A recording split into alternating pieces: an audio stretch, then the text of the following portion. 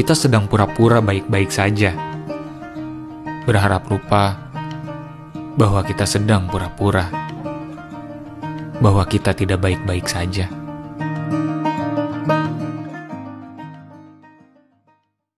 Saya bilang, jangan kita bekerja itu karena uang, jangan, tapi biarlah uang yang akan datang kepada kita karena kita bekerja.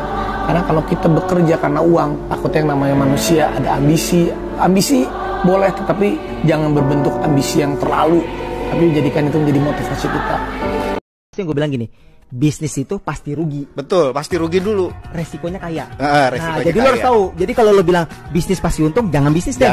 Jangan. Jadi begitu bisnis lo tahu, gue udah siap rugi. Gitu. Nah kalau lo udah mentalnya kuat, gitu, lagi rugi, lagi nggak laku, ya lo udah tahu udah pasti rugi. Gitu. Jadi dibalik tuh mindsetnya. Betul, gitu. betul. Harus berani rugi gitu. Kalau lo udah pengen, gue takut rugi ini, ya berarti jangan bisnis. Oke. Jahatnya pendidikan di Indonesia adalah ketika setiap anak tidak bisa yakin bahwa dia berbeda dengan orang lain. Itu jahatnya pendidikan di Indonesia. Bahkan Ki Hajar Dewantoro aja tahun zaman jebot itu dulu udah pernah bilang bahwa padi nggak akan pernah bisa jadi jagung. Padi lu treat sebagai padi, jagung sebagai jagung. Ya udah, jangan disama-samain. Saya pernah bilang, setiap anak adalah jenius, tapi kalau kamu nilai seekor ikan dari cara dia memanjat pohon, ikan itu akan merasa bodoh seumur hidupnya. Dan itu masalah kita di Indonesia. Umar bin Khattab pernah berkata seperti ini, aku tidak takut sesuatu hilang daripadaku, karena aku tahu selain takdirku maka tidak akan pernah menjadi milikku. Aku pun tidak gelisah dengan sesuatu yang aku miliki kemudian aku kehilangannya. Kenapa?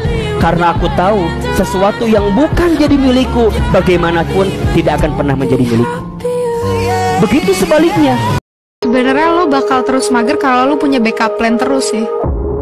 Kayak misalnya lo ada bokap lo yang bisa ngehidupin lo pasti mager gitu. Tapi kalau lo udah nggak punya backup plan lagi, lo udah misalnya bokap lo udah nggak mau bantuin dan lo udah nggak ada income dari mana-mana, ya pasti kepaksa dan lo bakal kerja. Menaruh harapan tidak perlu berlebihan. Beberapa rencana baik harus bertemu kenyataan buruk. Kita hanya sebatas kotak pesan.